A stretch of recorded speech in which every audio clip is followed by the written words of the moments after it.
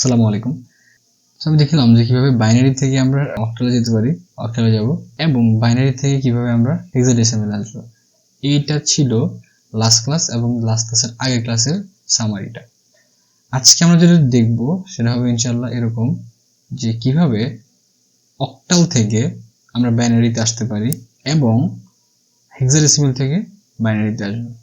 এই দুইটা হবে আমাদের নেক্সট দুইটা ক্লাসের objective. So first that is আমরা আগে দেখবো যে অক্টাল থেকে আমরা বাইনারিতে কনভার্ট করতে পারি। এখানে দেখতে পারতেছেন এটা উইথ আমাদের থার্ড নাম্বার যে রুল বলছি বা থার্ড নাম্বার যে সিস্টেম বলছি তার আন্ডারেই পড়ে। দ্য রিজন ইজ এখানে কিন্তু ডেসিমেলের কোনো ভূমিকা নাই। সো অক্টাল হচ্ছে T8, বাইনারি হচ্ছে 2। তো 8 কে আমি লিখতে পারি 2 to the power 3। এটা মাথায় রাখবেন, আমরা পরে কাজে লাগাবো ইনশাআল্লাহ। তো আমি যে নাম্বারটা নিয়ে কাজ করতে ইচ্ছুক একসাথে দশমিক সহ কাজ করি, যাতে দুইটা এক্সাম্পল দেখানোর প্রয়োজন না পড়ে আর সেকেন্ডবার কথা বলার প্রয়োজন না পড়ে। ফর এক্সাম্পল, আমি বই থেকে যে এক্সাম্পল নিতে চাচ্ছি সেটা হচ্ছে যে এটা একটা octal value. I have to determine the equivalent binary of the given number. বোঝা গেছে কিনা আমার অবজেক্টিভটা? তো আমি যেটা করবো সেটা হচ্ছে যে গতদিন যা করছি তার রিভার্স। সো এখন আমি সবগুলোকে একটু গ্যাপ করে লিখবো। গ্যাপ করে কেন লিখতেছি তার মানে সিগনিফিকেন্স আমি একটু পরে জানতে পারবো।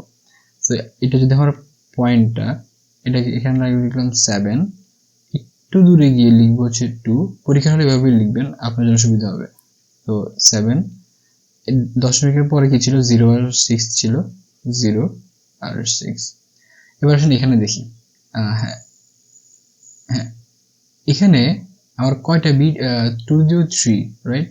তার মানে হচ্ছে আমি প্রতিটা যে অক্টাল ভ্যালু, অক্টাল ডিজিট সবগুলাকে 3 বিট বাইনারি দিয়ে এক্সপ্রেস করব এবং আলটিমেটলি আমার যে টোটাল সংখ্যাটা আসবে ওইটি হচ্ছে আমার অ্যান্সারটা। 7 যেটা এর করসপন্ডিং বাইনারি আসবে 1 1 1 পয়েন্ট।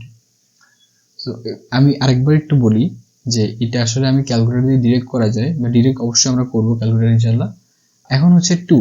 তো 2 কে যদি আমি আবার কনভার্ট করি, 2 যদি হয় একটা অক্টাল, এটার ইকুইভ্যালেন্ট বাইনারি হবে 10 বাট আমার কন্ডিশন কি ছিল, আমাকে 3 বিট দিয়ে এক্সপ্রেস করতেই হবে। দ্যাটস ওয়াই আমি একটা 0 বসিয়ে 3 বিট কমপ্লিট করলাম। আমিও খুশি, কন্ডিশনও খুশি। আমি খুশি কেন? কারণ আমার ভ্যালু চেঞ্জ হয় না, 2 আছে। আর কন্ডিশন খুশি কেন? কারণ হচ্ছে যে আমার তিনটা বিট লাগবে। এবার আসেন আমার 5। তো 5 কে এক্সপ্রেস করার জন্য আমার যে ইকুইভ্যালেন্ট বাইনারি ভ্যালু সেটা হচ্ছে 10110101।